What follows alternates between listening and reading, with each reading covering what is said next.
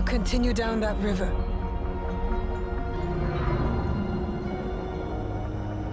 Or choose another path beyond what we see. Then we must look for it together. Assassin's Creed has been trending, and upon seeing the trailer, we can understand why. Now I'm going to talk about a few things here and try to be as fair as possible. First things first, the main character is based on someone who apparently did exist called Yasuke.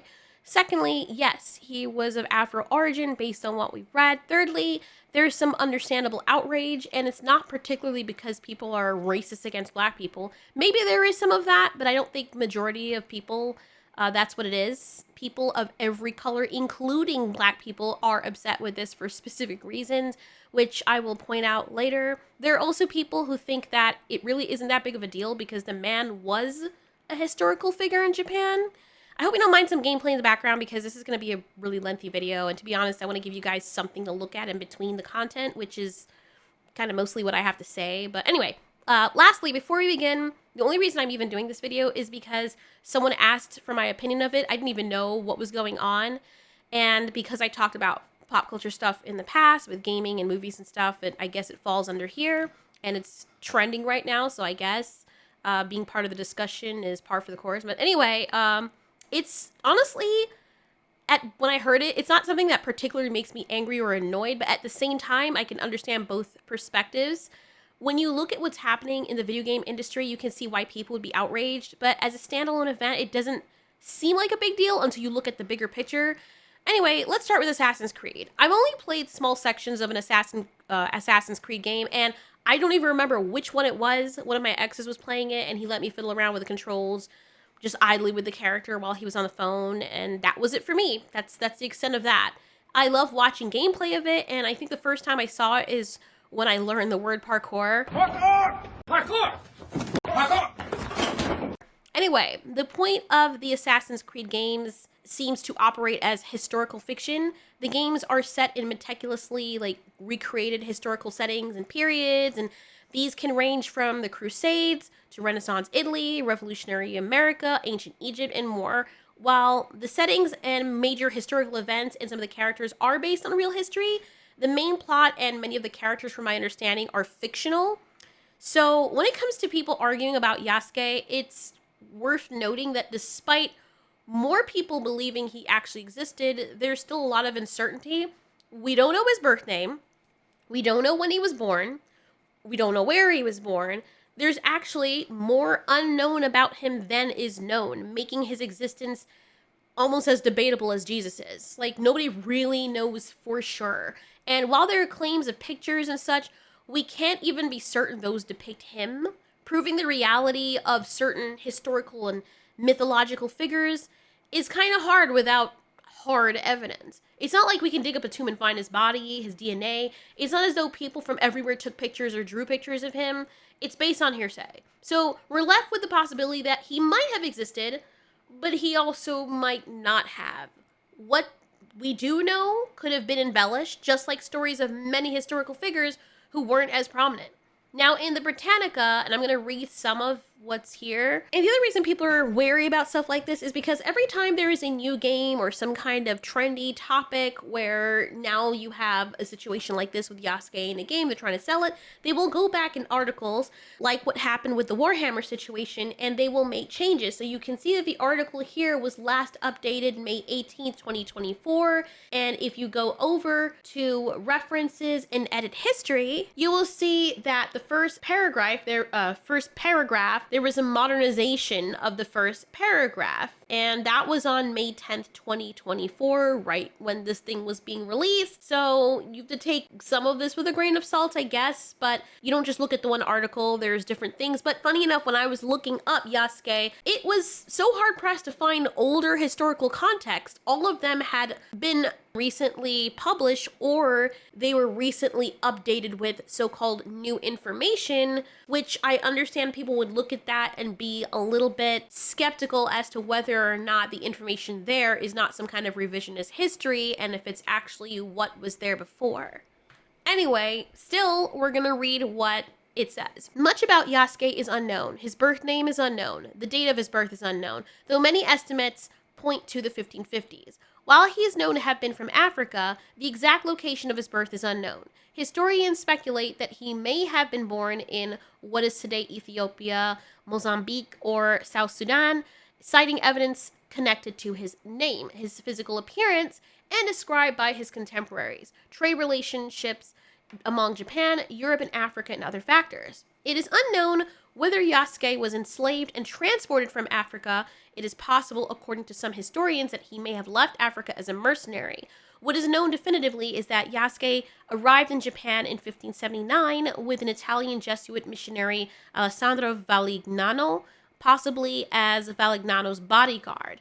It's not known, however, whether Yasuke was enslaved or free at the time. So that's what we got so far. Then 1581, they continue by saying, Valignano and Yasuke traveled Kyoto, where they met Oda Nobunaga, a powerful daimyo or feudal lord, who was seeking to unify a Japan divided by several warlords.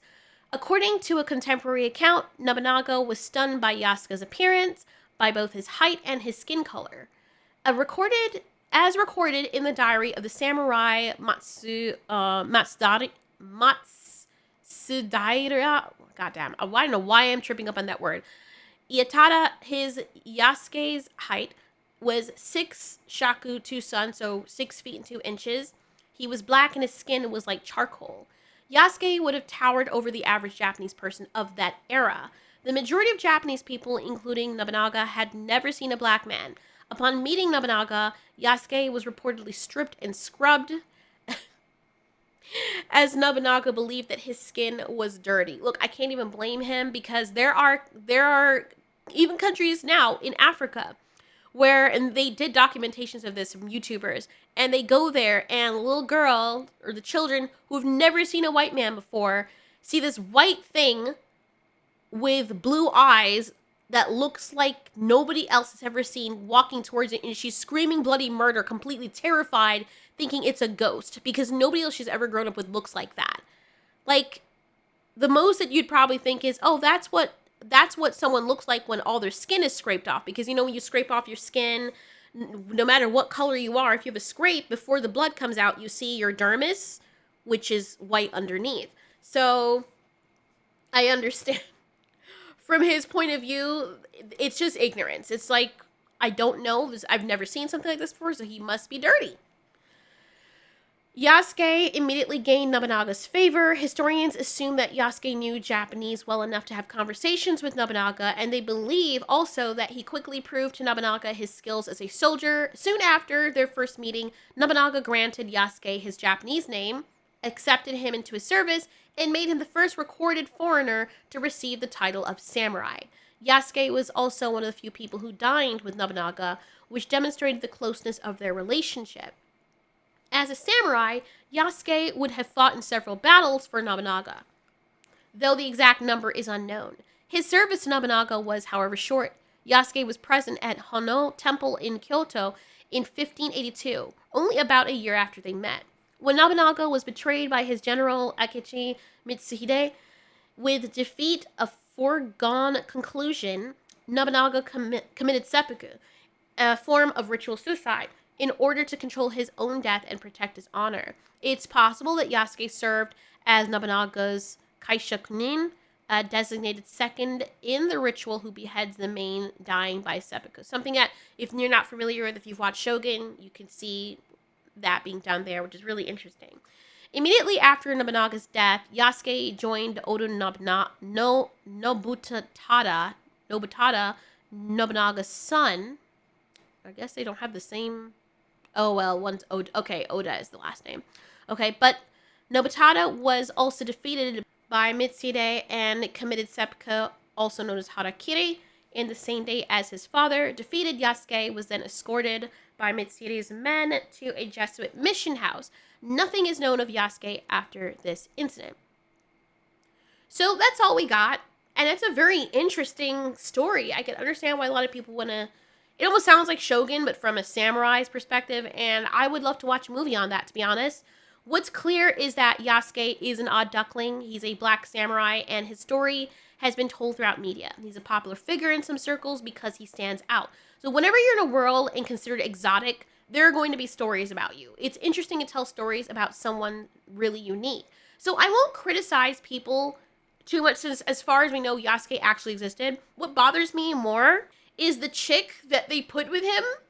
It's annoying because they can't just let the man have his own story. They have to add a woman who is just as badass, walking alongside him in a time when I don't believe women would have had the freedom to do so. But anyway, here's the deal. Gamers aren't necessarily against diversity or having a black samurai in their game. At least I don't think so.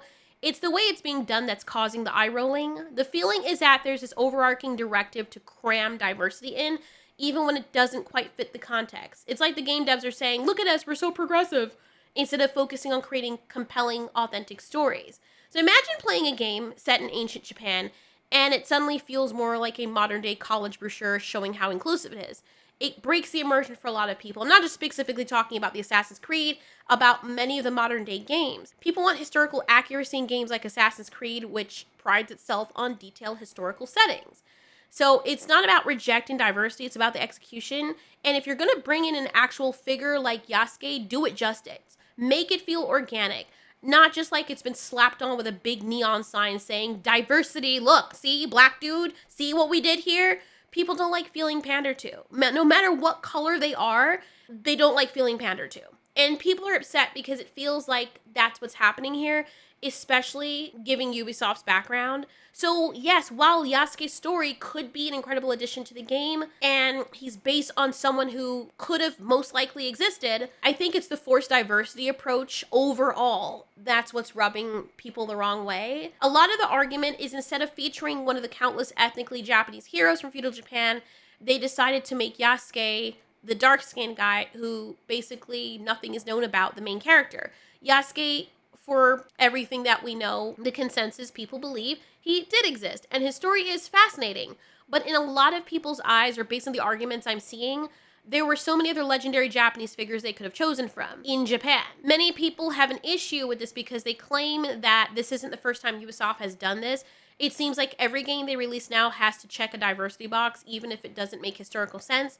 So when they set a game in feudal Japan, people expected it to reflect that era accurately, and even though it would have reflected it accurately if Yasuke existed back then, they were like, you chose the one black dude out of the entirety of Japan to tell a story about instead of all the other Japanese heroes.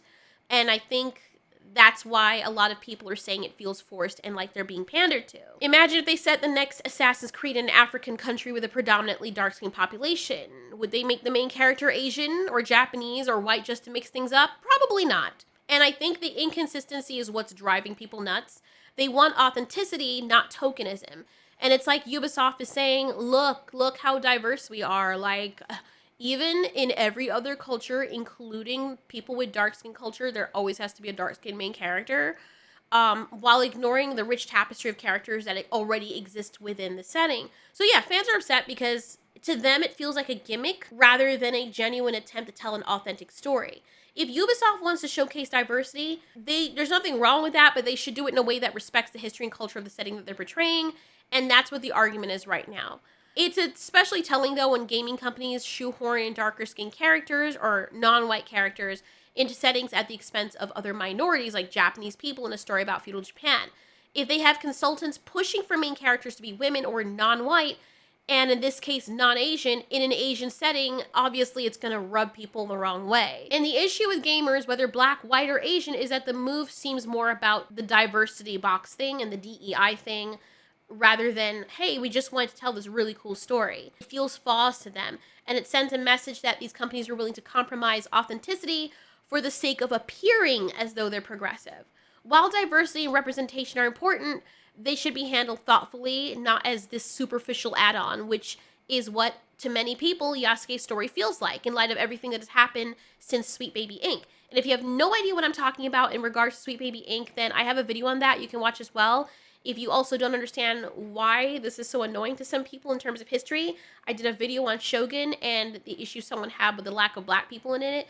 The media drumming up people is also another issue that people have. It's a whole thing. It's not just one thing. People are looking at this one thing and saying, look at all these people being racist.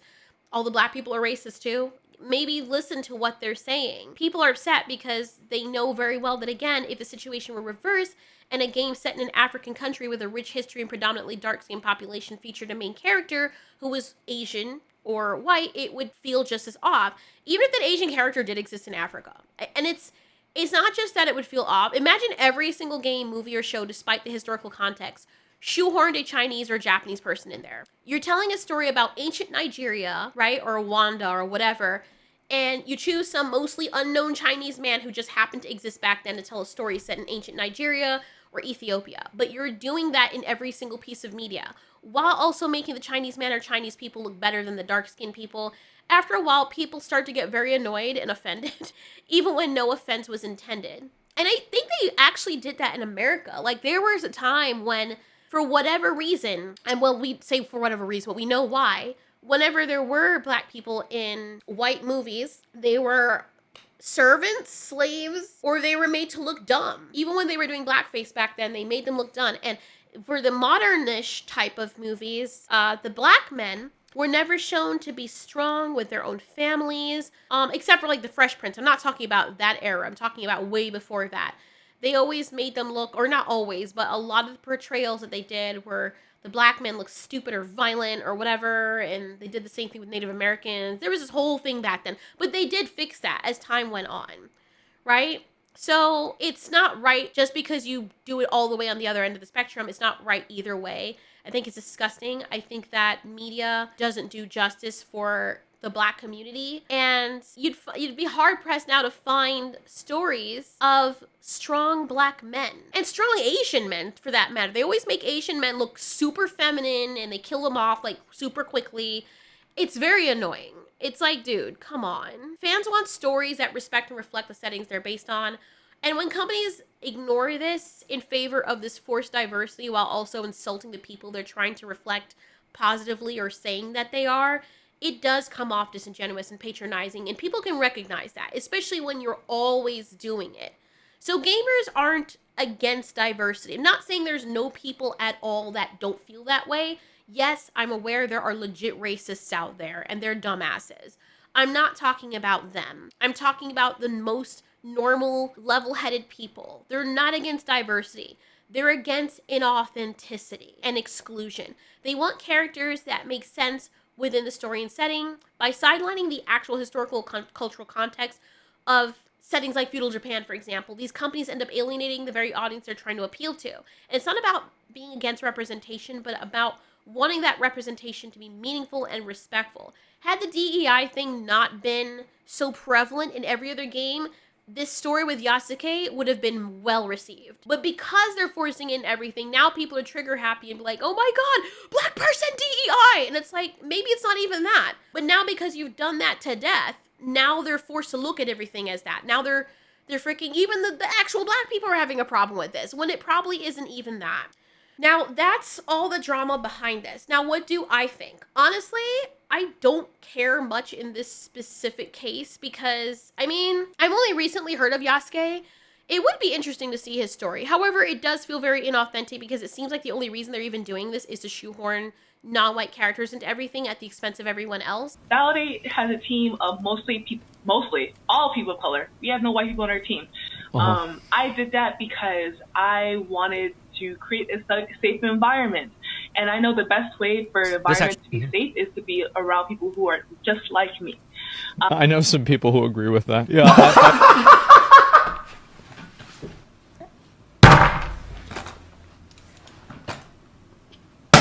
In this case, it feels especially disrespectful because of the setting and the fact that they're doing this with everything. They will do this with everything but won't put in the money and the writing and the passion to make games set in African countries featuring their warriors and nobility. Why do we get a one-off with an African descent character who rose to a position of power possibly after being enslaved? Why don't we get a rich story set in Africa or an African country about the warriors or nobility there? Let's make some games from people from the Amazons. Like, there's so many other things we could do. I don't think this means that stories about characters from different ethnicities can't be told in other countries, as I've said.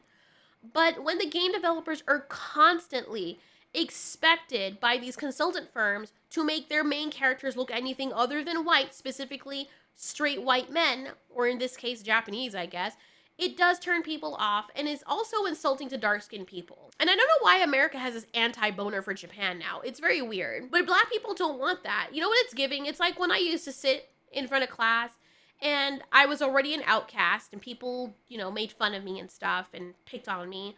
And I would raise my hand because I loved learning. Like, I legitimately loved school. And it was a way for me to escape from my home life too. But I loved school. So I'd raise my hand and like, shut the fuck up, Allie. And I'm like, bro, just whatever. So I'd stop talking. And then my freaking teacher, because I was an honor student, I was the highest, I guess, graded student. I had the highest grades in the class. She would always come around and hug me and say, see, Allie's always prepared. See, Allie does this. Look, Allie's the only one who passed this test and all of you failed. You see, Allie's, I'm like, oh my God. Like, and I could feel them burning their freaking souls into my backbone. And that made the bullying worse.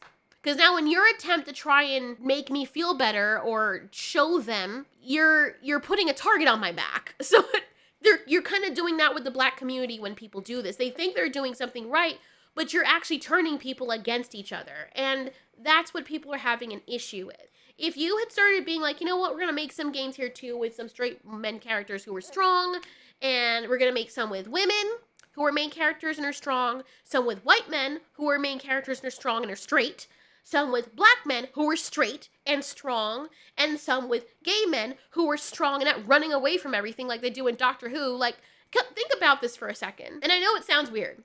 You have the first black doctor. First of all, you didn't make him a full doctor. You made him half of a doctor, right? You broke him off from David Tennant, so it looks like he's half the man he is. Secondly, you made him gay. And there's nothing wrong with being gay, but it's like black men, if you ever heard black men talk in their circle, masculinity is a very big thing with them. And I know this is going to come as a shock to some people, but there are a lot of the black community, specifically black men, who don't fuck with that. I'm not saying it's right, but if they're not gay, they want to be portrayed a certain way. That's part of their culture. Talk to the black men out there. I grew up with them. They will tell you.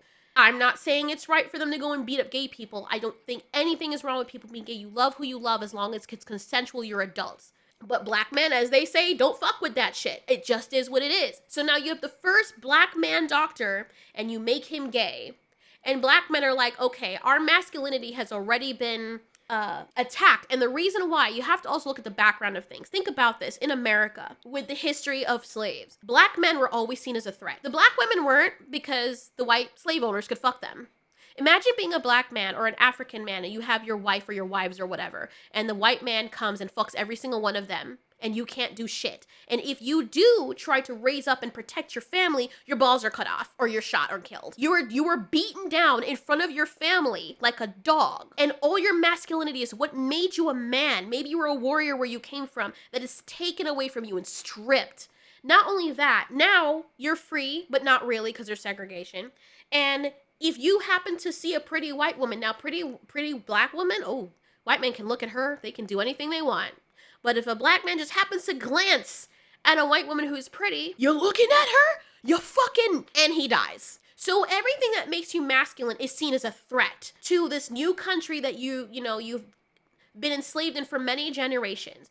And how you're portrayed in media, that's a threat. Can't have a strong black man because that's scary. So understandably, with the American black community, when it comes to men, their masculinity is very important. And it makes it worse because, yes, there is a big thing with, especially in the impoverished areas, with white people too, but more so with black people, where their fathers are locked up because they go into a life of crime. These men grow up without a father. Now they have to overcompensate for not having someone to help rein in those emotions. So masculinity and black men is something that's a very touchy subject. And then you have situations like Doctor Who, where they bring in the first black doctor, and it's a gay man. Not only is it a gay man, you didn't even just make him a gay man, which shouldn't, okay, he's gay, whatever. That shouldn't matter. We had Captain Jack Harkness, but you make him gay and a coward. Oh, Ruby, there are vast powers beyond the universe. It ripped me in half. But you survived. It tore my soul in half. I can't survive that again. So now you make it look like black people and gay people are cowardly and are afraid and run away from everything. And it's like, bro, in your attempt to try and be progressive, you actually are setting people back because you're representing them disgustingly. Disgustingly. I'm not saying that there aren't cowardly gay people out there. I have some friends that will run and leave me in danger because they're scared and they just happen to be gay. But there's also straight women that do that too, and some straight men that do that as well. But it's especially telling because there's already a stigma attached to gay people where they're like, oh my God, a bug, I don't want it on me. There's already that freaking stereotype. And I know a lot of gay men that are hyper masculine, not hyper, but like you would never know they're gay unless they tell you or they're like, hey, this is my boyfriend, this is my husband. You're like, oh shit, okay. They only have the flamboyant, super emotional, super giddy person as the only representation for gay people when there's so much more than that. So you can understand why people are a little bit like, really, bro? It gets annoying. And they do that with the same thing with black women. Black women already have this thing where they're hyper masculinized or hypersexualized. And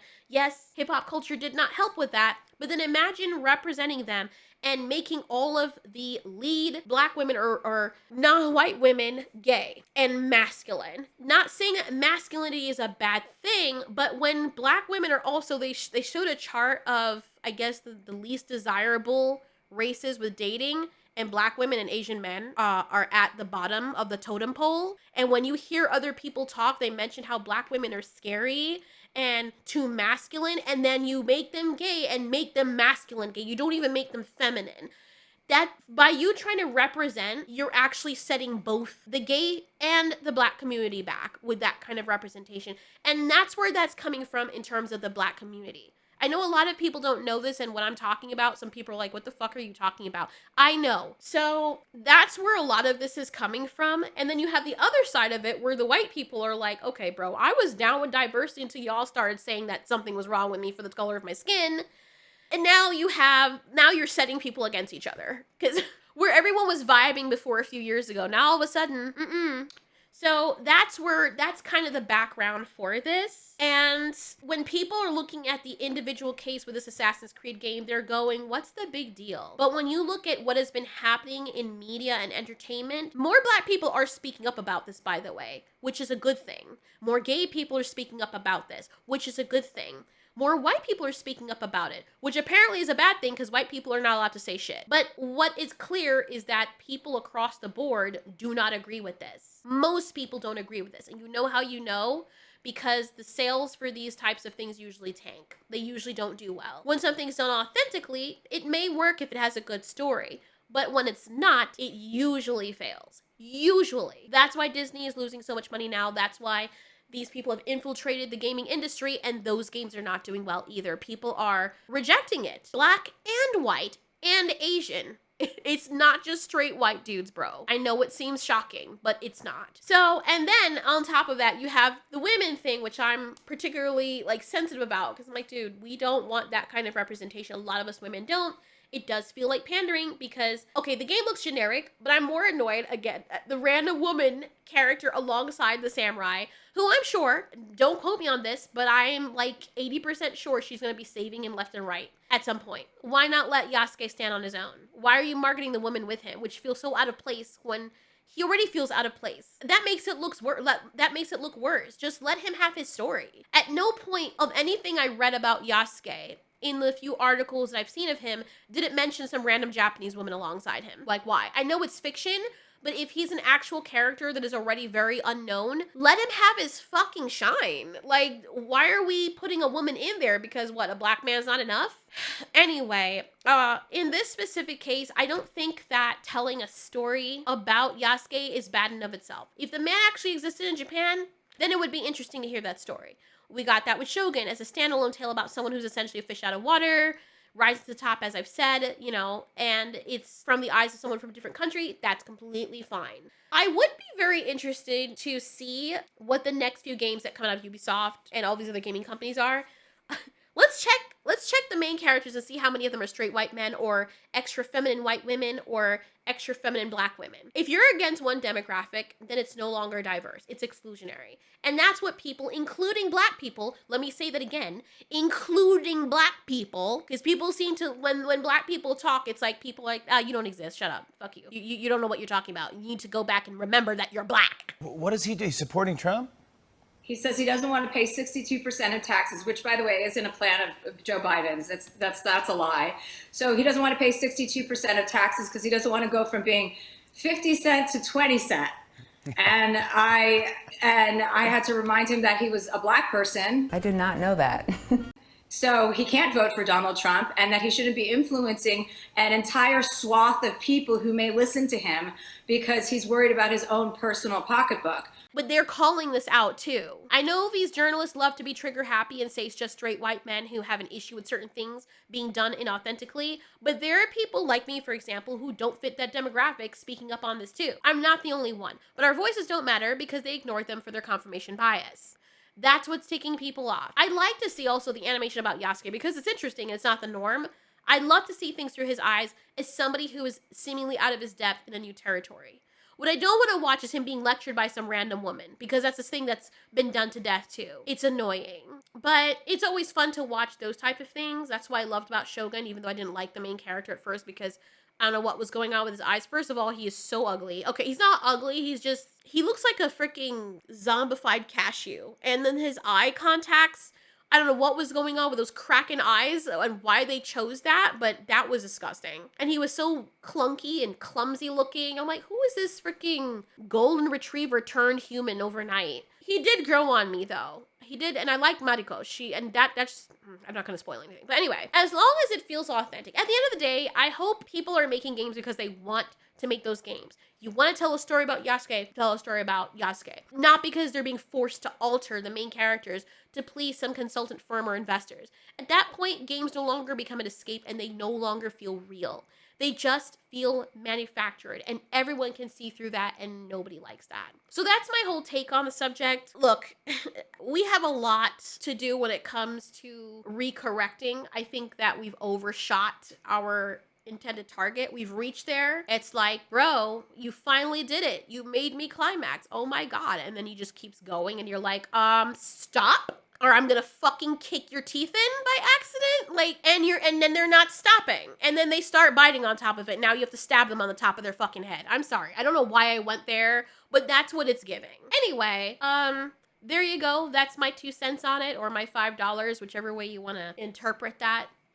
I know I'm going to get people hating me and being like, oh my God, look at what you said. What did I say? I did say it. What? I said it. Because I'm already expecting people to come out and be like, that's not a problem. Okay, that's my opinion. But I'm also letting you guys know the drama that's behind it and why. Because a lot of people don't even know what Sweet Baby Ink is. They don't know what DEI is. I have to know these things because it's in the realm of what I do. So anyway, I hope this sheds some light. And if you want to play the game, feel free to play the game. If you generally enjoy it when you play it, enjoy it. I don't think it's that big of a deal in this case because I do want to see Yasuke's story. I just have a feeling they'd butcher it. And I feel like, just my instinct, you'd probably be better off watching the animation on it or another piece of media specifically about Yasuke that focuses specifically on him and his story.